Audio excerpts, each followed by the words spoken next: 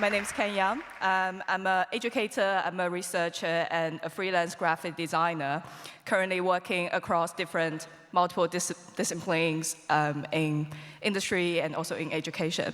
So today, I would also like to demonstrate my research and my research model, NeoBridge, through many of the pedagogical methodologies, for example, collaborative activities, workshops, and also open-ended conversations.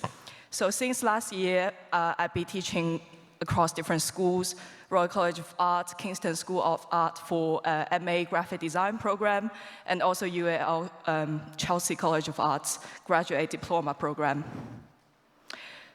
Here you can see a really brief summary of my practice model, where would I situate my practice as it's based mostly on postmodern philosophy and new media theory in speculating new ways of art and design practice. So inspired very much by Marshall McLuhan, Willem Flusser, and Roland Barthes, my entry point to experimental communication research grew deeply in the language and media. So during my study at Royal College of Art, I expanded my interest on image study from multidisciplinary approach and tried to draw appropriately from multiple different disciplines to redefine the problems outside of the normal boundaries and trying to reach the solutions based on a new understanding of very complex situations that surround us. So extending my interest on daily ritual and also cultural symbols, many of these works always come back to the idea of observing sort of daily routine and grassroots design in our life. Since the first session of this talk, I will be talking about how do I get inspirations about layout in different culture.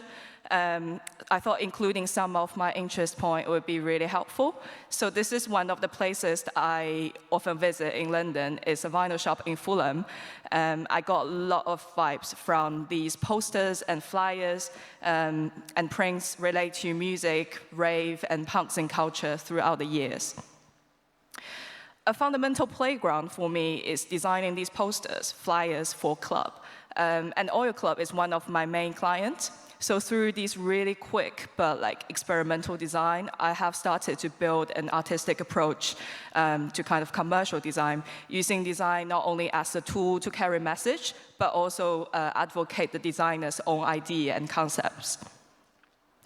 Using sort of like a non-conventional grid system for all layouts that could make every information still legible, but also still leave enough space for the pattern, the form, and the color to grow organically in the sort of two-dimensional space. And these are the monthly event posters. They are all based on the feeling of the season, nature, or like the special themes that are provided by the club. And I think what I try to achieve is visualizing an inclusive and mutual environment for this very special community in China, as the club culture is still not the mainstream industry for the music events. And these flyers can be sort of like a digital invitation for the audience who are not too familiar with the idea, but they can enjoy this sort of safe and inclusive community. Just a few more slides. Oops. Just a few more slides on these posters. I think that one's supposed to be animated, but anyway, we're going to continue because of the time. And the second session, I'll be talking about the use of different textures in my work. The project photo, fully titled as For the Odd Time Ongoing, is like a collection of my type design experiments inspired by daily photographs that I took using a film camera. And the two videos on the left, they were recorded during a workshop at RCA when we experimented with drawing and sewing and collaging on 16mm film. The top video shows the sort of projection when the experimental film has been played. This is like an experiment for me to play with the form and material, as well as the medium of publishing. It was printed on the photo paper, and it was presented in the photo album that I bought. And in this project, I want to evoke sort of a nostalgic feeling of film and old photo, meanwhile presenting different ways of showcasing type design inspired by the moments that we have in life. It's very interesting for me to think about how does type design enforce empathy through the expression of form and visual stimuli, like the color, the saturation, sharpness, and texture. Just a few more slides on the posters that I did for the clubs. As you can see, it's also like an application of different textures and sort of like digital manipulation of these patterns and forms. Yeah, this one has the music on it, so I'm not going to talk through. Yeah. Yeah. So the volume is only like 30%, so actually can't rave, but hopefully if we go to any music venue, you'll enjoy them more and more. Cool. The next session will be my experiments on medium. So besides my graphic projects, most of my current works are multidisciplinary in different form and media, ranging from sort of traditional painting, drawing, prints, moving image, conceptual art, and also performance. And in Mark Luhan's medium theory, he raised the argument for understanding the medium as the message itself. So he proposed that the content of any medium is always another medium. So still images can be part of the indexical sequential images to represent reality. And with the invention of moving image and digital manipulation, still images are no longer just the optical extension of human eyes, rather an illusionary simulation of reality. In other research projects, I kind of experiment with the materiality both in digital and physical form. So these are the sculpture installations which were developed as an assemblage of beings in three-dimensional form of images and signs. So its narrative explores sort of myth, science fiction, imagination, futurological uncertainty. And each of these sculpture systems reflects a proposition for a non-human centered model with no single narrative or single truth. Back to some commercial projects I did for the clubs. I always enjoy playing with the indication of space between like two-dimensional space and three-dimensional space. For some other commission projects I've done, one example is, I think in 2022, for Nike's 50th anniversary, I designed a series of graphics for the product release at the House of Innovation in Shanghai.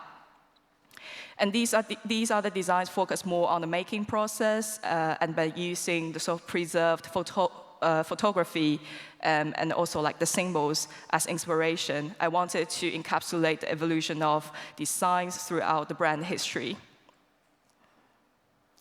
And for most of my design work, I always started by using sort of hand-drawn sketches, using very simply just a marker or an ink pen, doing the work for including like the type of headliner and also sort of like an image for the story narrative. And the Honeydew series is one of the poster series that I did for LGBTQ+ communities events in China.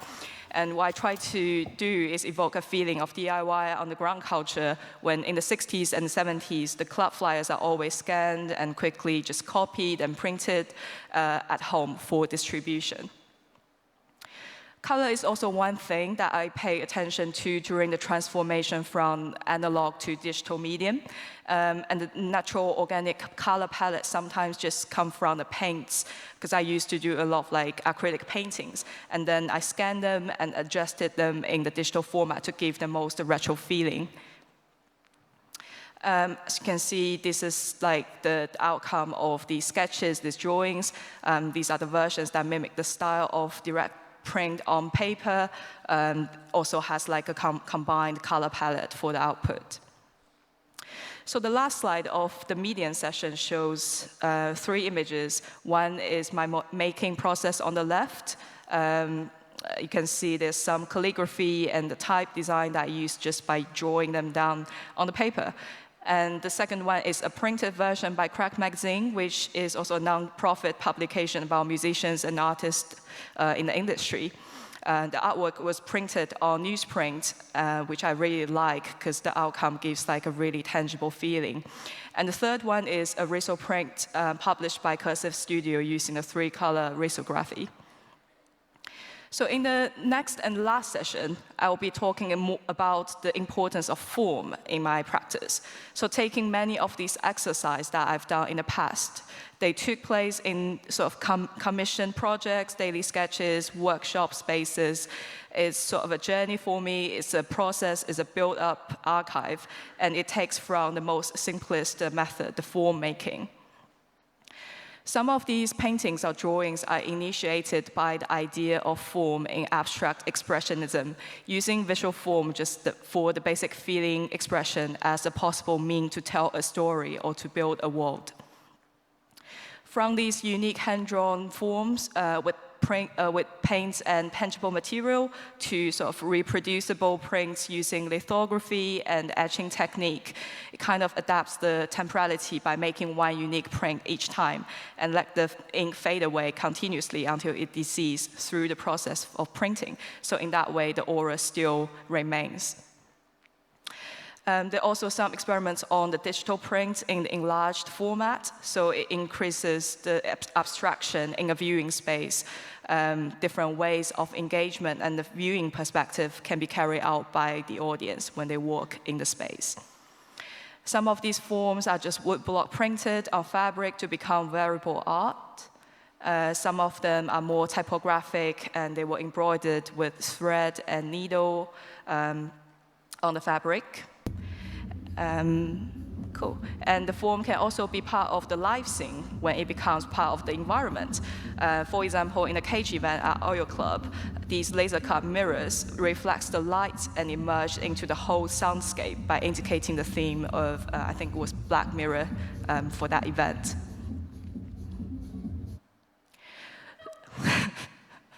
Really want to rave, right? Cool, and then when participation of audience starts to become the main thing of my model, if you still recall the name, it's called Neo Bridge, I start to think, how can form making be the journey that deepens the understanding of tool and medium, while it goes beyond sort of linguistic taxonomy and the solidity of retelling or translation. I started this series of online workshops during the pandemic when we don't have access to the physical space. And the form bridging workshop hosted by me in the past have been also happening both online and offline, while asking the participants to bring their own tool for making observations of others' form making process. So each of the participants will be assigned with another person to observe and to draw or make the form that that person is making. So all the makings are happening at the same time. So basically, you can't predict the final outcome when you started. And the concept of form bridging becomes sort of the foundation of my pedagogical model, with an aim to break the primacy and dominancy of both artist and artwork by seeing the importance of relationship and relative forces as a method to break through the limitations of a narrator into a more sort of reflective space. And no one is leading the way that the outcome should be produced, however, everyone is contributing to the process. And with these briefs and tasks and handouts that I designed for RCA Kingston Chelsea, I started to let the participant to think about the possibilities of graphic design. It can be really pushed forward to challenge the conventional idea of what design can be, to take more risks, and also to be more experimental. Most of these sessions are also focused on the realization that collective action is necessary and inevitable, from individuality to autonomy to experimental collectivity and collaboration. We are kind of transforming our conditions and methods of working through the co-creation. And I think that's for me. Thank you for your listen today, and hopefully we can. Thank you.